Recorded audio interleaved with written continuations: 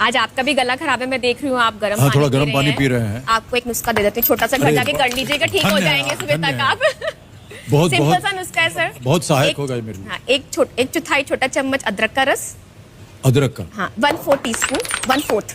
1/4 हाँ, 1/4 टीस्पून तुलसी का रस, तुलसी का रस, 1/4 टीस्पून हनी, शहद, शहद, तुलसी रस और अदरक का रस। इनको मिला के पेस्ट बना लीजिएगा। हाँ जी, इसको आप फॉलो कर लीजिएगा, चढ़ सुबह जाए। तक बिल्कुल ठीक हो जाएंगे आप।